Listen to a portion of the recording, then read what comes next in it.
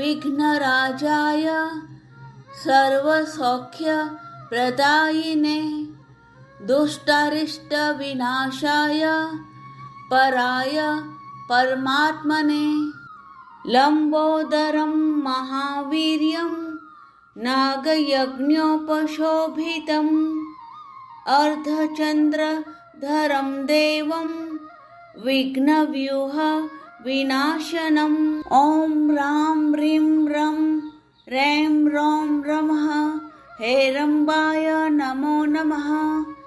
सर्वसिद्धिं प्रदोषि त्वं सिद्धिबुद्धिप्रदो भवम् चिन्तितार्थं प्रदस्त्वं ह्रीं सततं मोदकप्रियः सिन्दूरारुणवस्त्रैश्च पूजितो वरदायकः इदं गणपतिस्तोत्रं य पठेत् भक्तिमान् नरः तस्य देहं च गेहं च स्वयं लक्ष्मीर्मुञ्चति।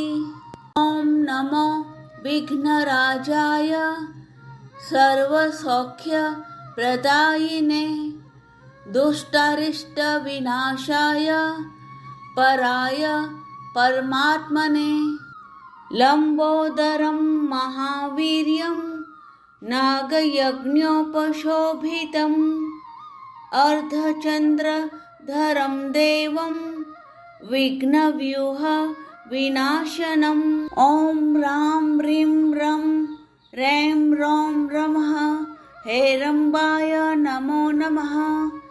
सर्वसिद्धिं प्रदोषि त्वं सिद्धिबुद्धिप्रदो भवम् चिन्तितार्थं प्रदस्त्वं ह्रीं सततं मोदकप्रियः सिन्दूरारुणवस्त्रैश्च पूजितो वरदायकः इदं गणपतिस्तोत्रं य पठेत् भक्तिमान् नरः तस्य देहं च गेहं च स्वयं लक्ष्मीर्मुञ्चति।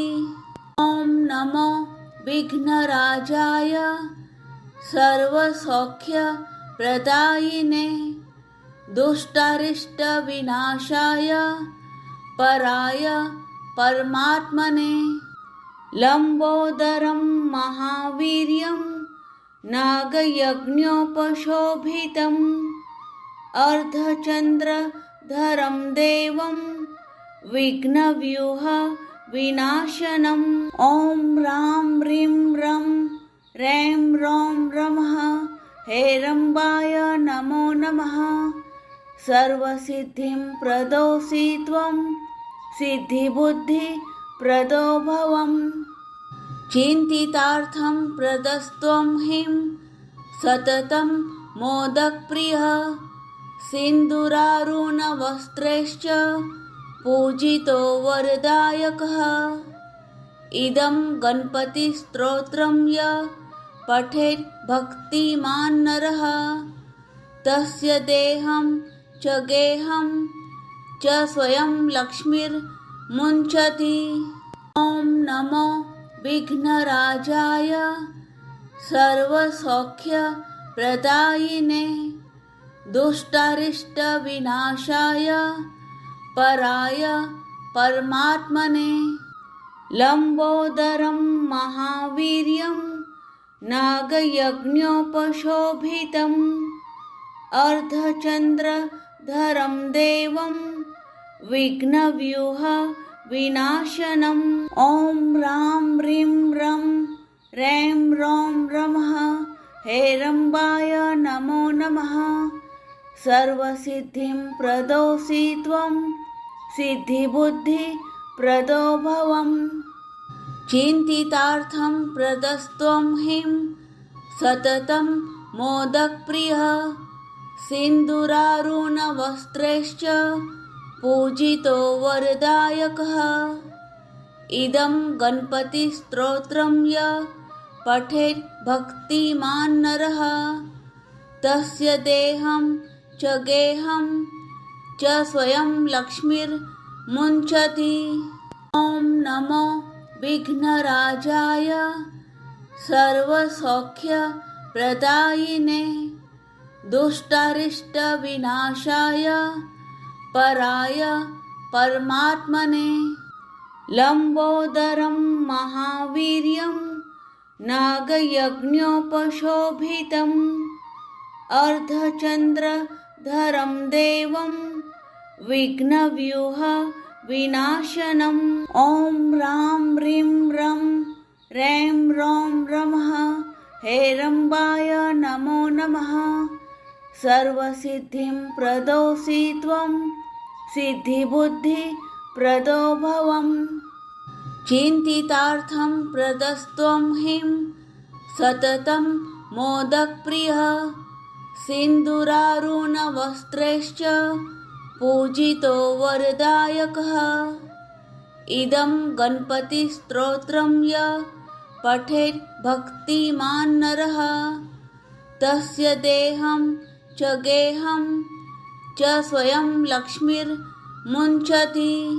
ॐ नमो विघ्नराजाय सर्वसौख्यप्रदायिने दुष्टारिष्टविनाशाय पराय परमात्मने लम्बोदरं महावीर्यं नागयज्ञोपशोभितम् अर्धचन्द्रधरं देवं विघ्नव्यूह विनाशनम् ॐ रां ह्रीं रं रैं रौं रमः हेरम्बाय नमो नमः। सर्वसिद्धिं प्रदोषि त्वं सिद्धिबुद्धिप्रदो भवम् चिन्तितार्थं प्रदस्त्वं ह्रीं सततं मोदकप्रियः सिन्दूरारुणवस्त्रैश्च पूजितो वरदायकः इदं गणपतिस्तोत्रं य पठेत् भक्तिमान् नरः तस्य देहं च गेहं च स्वयं लक्ष्मीर्मुञ्चति। ॐ नमो विघ्नराजाय सर्वसौख्यप्रदायिने दुष्टारिष्टविनाशाय पराय परमात्मने लम्बोदरं महावीर्यं नागयज्ञोपशोभितम् अर्धचन्द्रधरं देवं विघ्नव्यूह विनाशनम् ॐ रां ह्रीं रं रैं रौं रमः हेरम्बाय नमो नमः। सर्वसिद्धिं प्रदोषि त्वं सिद्धिबुद्धिप्रदो भवम् चिन्तितार्थं प्रदस्त्वं ह्रीं सततं मोदकप्रियः सिन्दूरारुणवस्त्रैश्च पूजितो वरदायकः इदं गणपतिस्तोत्रं य पठेत् भक्तिमान् नरः तस्य देहं च गेहं च स्वयं लक्ष्मीर्मुञ्चति। ॐ नमो विघ्नराजाय सर्वसौख्यप्रदायिने दुष्टारिष्टविनाशाय पराय परमात्मने लम्बोदरं महावीर्यं नागयज्ञोपशोभितम् अर्धचन्द्रधरं देवं विघ्नव्यूह विनाशनम् ॐ रां ह्रीं रं रैं रौं रमः हेरम्बाय नमो नमः। सर्वसिद्धिं प्रदोषि त्वं सिद्धिबुद्धिप्रदो भवम् चिन्तितार्थं प्रदस्त्वं ह्रीं सततं मोदकप्रियः सिन्दूरारुणवस्त्रैश्च पूजितो वरदायकः इदं गणपतिस्तोत्रं य पठेत् भक्तिमान् नरः तस्य देहं च गेहं च स्वयं लक्ष्मीर्मुञ्चति। ॐ नमो विघ्नराजाय सर्वसौख्यप्रदायिने दुष्टारिष्टविनाशाय पराय परमात्मने लंबोदरं महावीर्यं नागयज्ञोपशोभितम् अर्धचंद्रधरं देवं विघ्नव्यूह विनाशनम् ॐ रां ह्रीं रं रैं रौं रमः हेरम्बाय नमो नमः। सर्वसिद्धिं प्रदोषि त्वं सिद्धिबुद्धिप्रदो भवम् चिन्तितार्थं प्रदस्त्वं ह्रीं सततं मोदकप्रियः सिन्दूरारुणवस्त्रैश्च पूजितो वरदायकः इदं गणपतिस्तोत्रं यः पठेत् भक्तिमान् नरः तस्य देहं च गेहं च स्वयं लक्ष्मीर्मुञ्चति। ॐ नमो विघ्नराजाय सर्वसौख्यप्रदायिने दुष्टारिष्टविनाशाय पराय परमात्मने लंबोदरं महावीर्यं नागयज्ञोपशोभितम् अर्धचंद्रधरं देवं विघ्नव्यूह विनाशनम् ॐ रां ह्रीं रं रैं रौं रमः हेरम्बाय नमो नमः। सर्वसिद्धिं प्रदोषि त्वं सिद्धिबुद्धिप्रदो भवम् चिन्तितार्थं प्रदस्त्वं ह्रीं सततं मोदकप्रियः सिन्दूरारुणवस्त्रैश्च पूजितो वरदायकः इदं गणपतिस्तोत्रं यः पठेत् भक्तिमान् नरः तस्य देहं च गेहं च स्वयं लक्ष्मीर्मुञ्चति। ॐ नमो विघ्नराजाय सर्वसौख्यप्रदायिने दुष्टारिष्टविनाशाय पराय परमात्मने लंबोदरं महावीर्यं नागयज्ञोपशोभितम् अर्धचंद्रधरं देवं विघ्नव्यूह विनाशनम् ॐ रां ह्रीं रं रैं रौं रमः हेरम्बाय नमो नमः। सर्वसिद्धिं प्रदोषि त्वं सिद्धिबुद्धिप्रदो भवम् चिन्तितार्थं प्रदस्त्वं ह्रीं सततं मोदकप्रियः सिन्दूरारुणवस्त्रैश्च पूजितो वरदायकः इदं गणपतिस्तोत्रं यः पठेत् भक्तिमान् नरः तस्य देहं च गेहं च स्वयं लक्ष्मीर्मुञ्चति। ॐ नमो विघ्नराजाय सर्वसौख्यप्रदायिने दुष्टारिष्टविनाशाय पराय परमात्मने लंबोदरं महावीर्यं नागयज्ञोपशोभितम् अर्धचंद्रधरं देवं विघ्नव्यूह विनाशनम् ॐ रां ह्रीं रं रैं रौं रमः हेरम्बाय नमो नमः। सर्वसिद्धिं प्रदोषि त्वं सिद्धिबुद्धिप्रदो भवम् चिन्तितार्थं प्रदस्त्वं ह्रीं सततं मोदकप्रियः सिन्दूरारुणवस्त्रैश्च पूजितो वरदायकः इदं गणपतिस्तोत्रं यः पठेत् भक्तिमान् नरः तस्य देहं च गेहं च स्वयं लक्ष्मीर्मुञ्चति। ॐ नमो विघ्नराजाय सर्वसौख्यप्रदायिने दुष्टारिष्टविनाशाय पराय परमात्मने लंबोदरं महावीर्यं नागयज्ञोपशोभितम् अर्धचंद्रधरं देवं विघ्नव्यूह विनाशनम् ॐ रां ह्रीं रं रैं रौं रमः हेरम्बाय नमो नमः।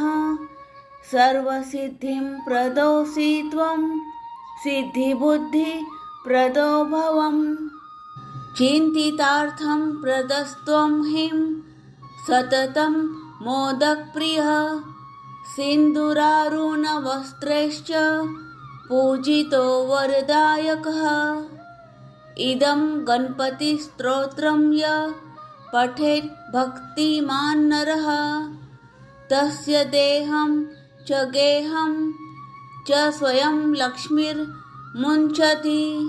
ॐ नमो विघ्नराजाय सर्वसौख्यप्रदायिने दुष्टारिष्टविनाशाय पराय परमात्मने लंबोदरं महावीर्यं नागयज्ञोपशोभितम् अर्धचंद्रधरं देवं विघ्नव्यूह विनाशनम् ॐ रां ह्रीं रं रैं रौं रमः हेरम्बाय नमो नमः।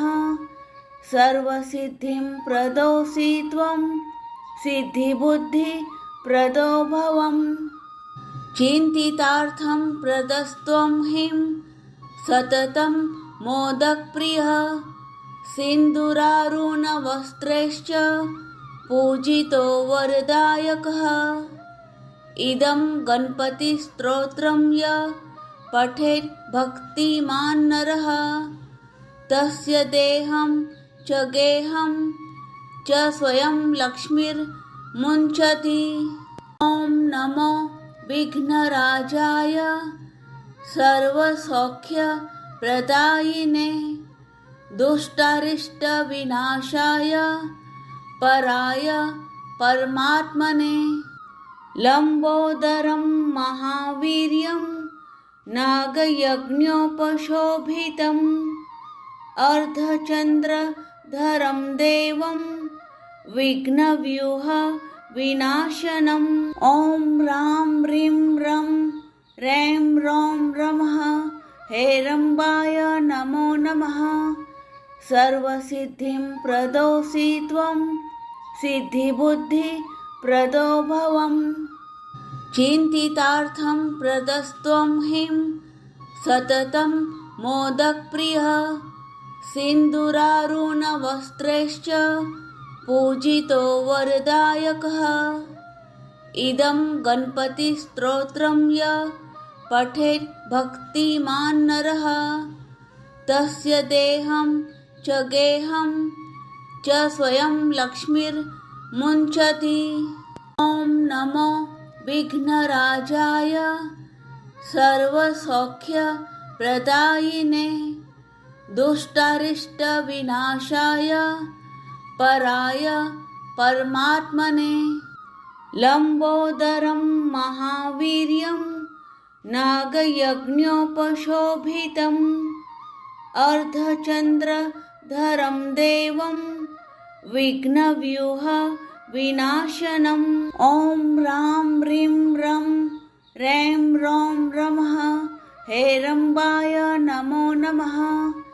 सर्वसिद्धिं प्रदोषि त्वं सिद्धिबुद्धिप्रदो भवम् चिन्तितार्थं प्रदस्त्वं ह्रीं सततं मोदकप्रियः सिन्दूरारुणवस्त्रैश्च पूजितो वरदायकः इदं गणपतिस्तोत्रं यः पठेत् भक्तिमान् नरः तस्य देहं च गेहं च स्वयं लक्ष्मीर्मुञ्चति।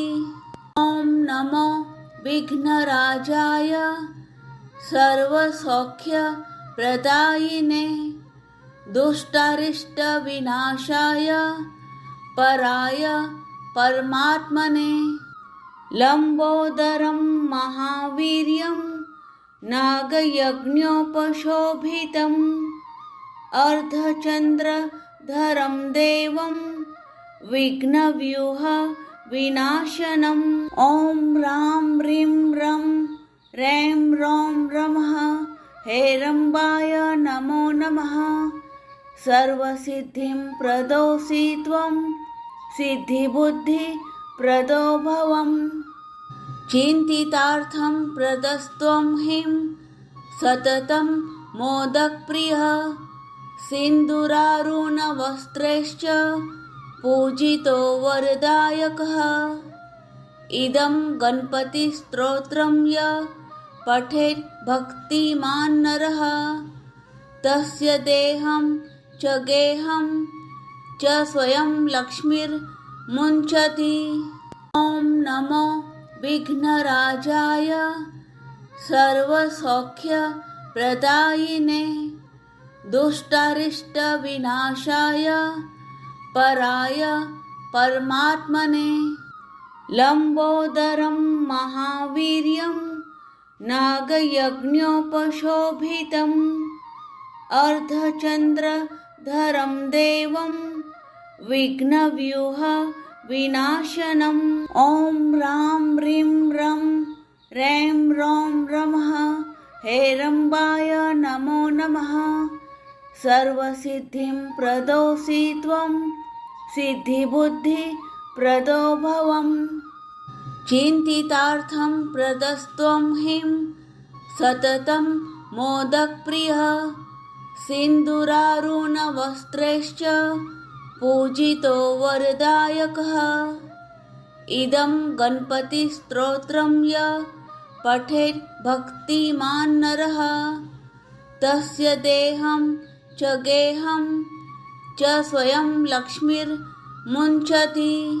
ॐ नमो विघ्नराजाय सर्वसौख्यप्रदायिने दुष्टारिष्टविनाशाय पराय परमात्मने लम्बोदरं महावीर्यं नागयज्ञोपशोभितम् अर्धचन्द्रधरं देवं विघ्नव्यूह विनाशनम् ॐ रां ह्रीं रं रैं रौं रमः हेरम्बाय नमो नमः। सर्वसिद्धिं प्रदोषि त्वं सिद्धिबुद्धिप्रदो भवम् चिन्तितार्थं प्रदस्त्वं ह्रीं सततं मोदकप्रियः सिन्दूरारुणवस्त्रैश्च पूजितो वरदायकः इदं गणपतिस्तोत्रं य पठेत् भक्तिमान् नरः तस्य देहं च गेहं च स्वयं लक्ष्मीर्मुञ्चति। ॐ नमो विघ्नराजाय सर्वसौख्यप्रदायिने दुष्टारिष्टविनाशाय पराय परमात्मने लम्बोदरं महावीर्यं नागयज्ञोपशोभितम् अर्धचन्द्रधरं देवं विघ्नव्यूह विनाशनम् ॐ रां ह्रीं रं रैं रौं रमः हेरम्बाय नमो नमः। सर्वसिद्धिं प्रदोषि त्वं सिद्धिबुद्धिप्रदो भवम् चिन्तितार्थं प्रदस्त्वं ह्रीं सततं मोदकप्रियः सिन्दूरारुणवस्त्रैश्च पूजितो वरदायकः इदं गणपतिस्तोत्रं य पठेत् भक्तिमान् नरः तस्य देहं च गेहं च स्वयं लक्ष्मीर्मुञ्चति। ॐ नमो विघ्नराजाय सर्वसौख्यप्रदायिने दुष्टारिष्टविनाशाय पराय परमात्मने लम्बोदरं महावीर्यं नागयज्ञोपशोभितम् अर्धचन्द्रधरं देवं विघ्नव्यूह विनाशनम् ॐ ह्रां ह्रीं रं रैं रौं रमः हेरम्बाय नमो नमः। सर्वसिद्धिं प्रदोषि त्वं सिद्धिबुद्धिप्रदो भवम्। चिन्तितार्थं प्रदस्त्वं ह्रीं सततं मोदकप्रियः सिन्दूरारुणवस्त्रैश्च पूजितो वरदायकः। इदं गणपतिस्तोत्रं य पठेत् भक्तिमान् नरः तस्य देहं च गेहं च स्वयं लक्ष्मीर्मुञ्चति।